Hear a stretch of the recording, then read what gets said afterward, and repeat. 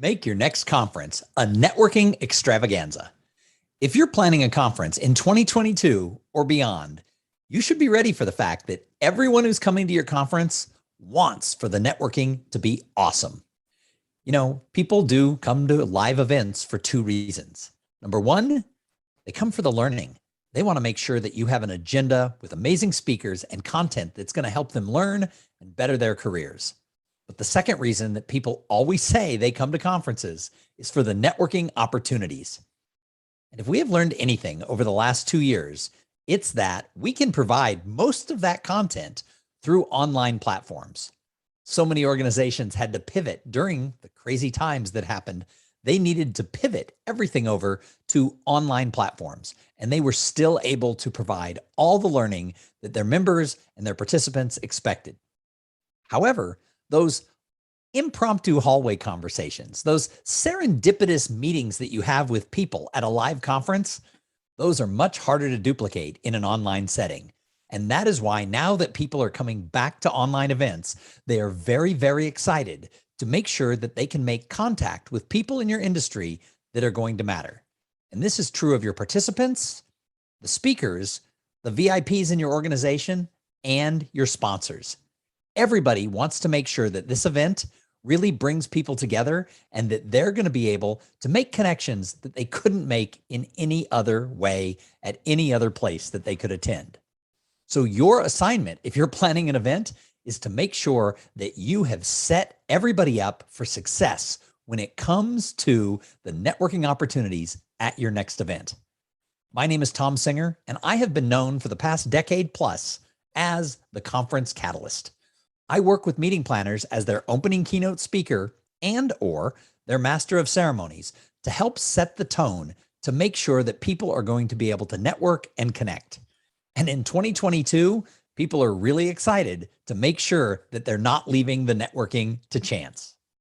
I always say, if you make the networking at your conference a second-tier priority, you're going to have second-tier results. And now is not the time to have second-tier results when it comes to the experience that your participants are showing up to have at your next event. So in this video, I have 3 tips for you that are going to help you make sure that your event is the best conference ever. Tip number 1, create a culture for connection. Now, this is more than having a welcoming reception with an open bar. So often people think if we just throw people together, give them a few drinks and some food, maybe a live band, they're all going to meet and mingle and it's going to be awesome.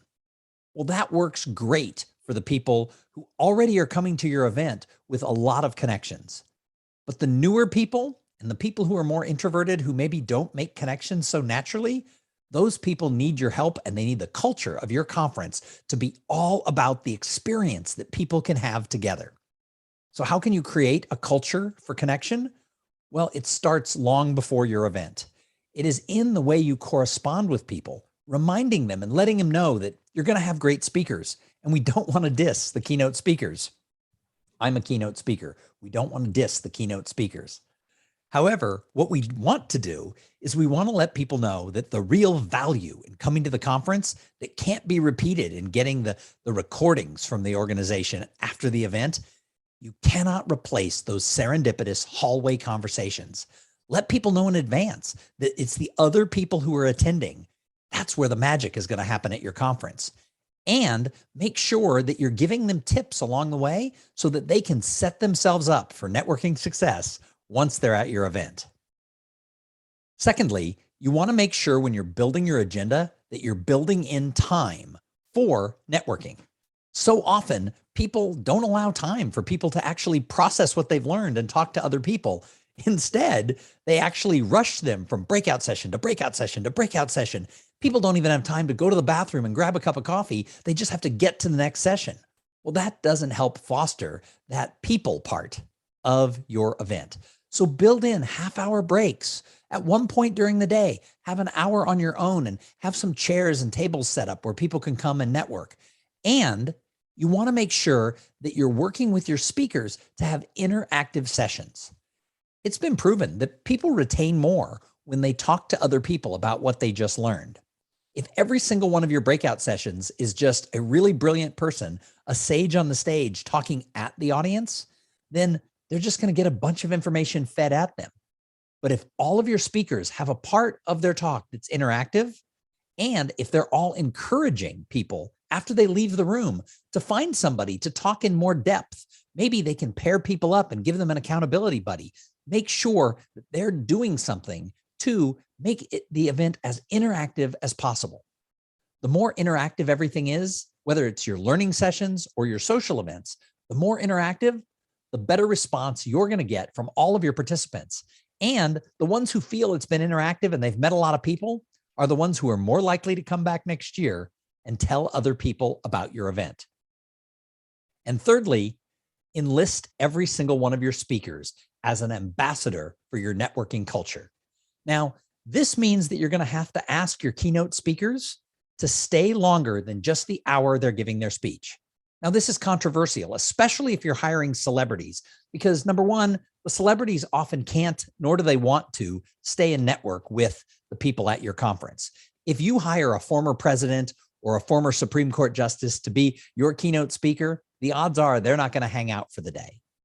But for your breakout speakers who are usually just industry experts in your association, or your keynote speakers who you're hiring who aren't legitimate celebrities, let them know that you expect them to be part of your community.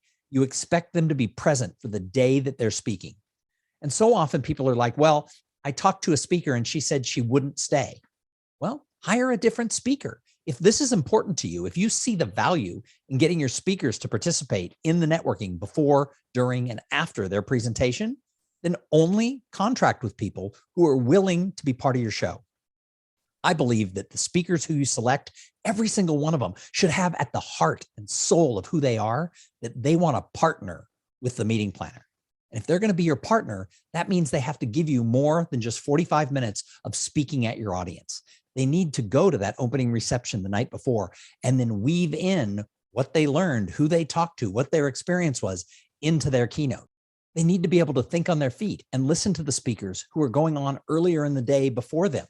One of the worst things that can happen is for the fourth speaker of the day to have not heard anybody else. Now, it doesn't mean they have to listen to everybody, but they should show that, hey, I am present and here and participating in this event. And sometimes speakers are like, oh, I don't want to stay for the lunch. I want to get to the airport, or I need to go to my hotel room and do some work. I'll tell you what, if you're paying a speaker to be at your event, you should expect them to do more than just 45 minutes of talking at your audience. You easily can ask them to stay for a few more hours and participate in the happy hour or the luncheon or whatever the event is that you want them there.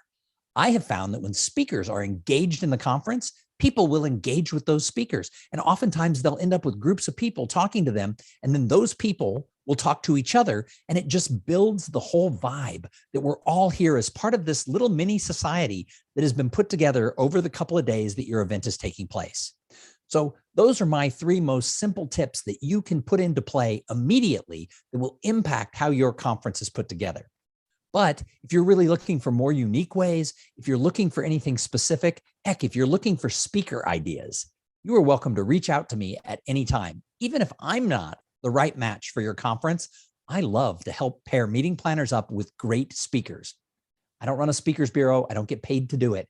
But I think that finding the right people to speak at your event, it's difficult.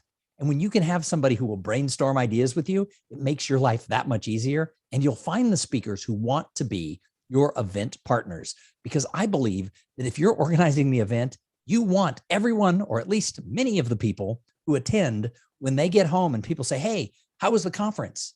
You want them to say, this was the best event ever. And I have some ideas on how you can make that happen. And I'm happy to share them with you, whether I'm the right fit or not. So reach out to me, Thom@thomsinger.com. Let's set up a phone call. And if you're looking for a master of ceremonies or an opening keynote speaker who can help build that vibe, I would love to tell you about the Conference Catalyst program. Thanks for watching this video. Subscribe to the channel, and please go out there and have a wonderful day, and good luck planning your next event.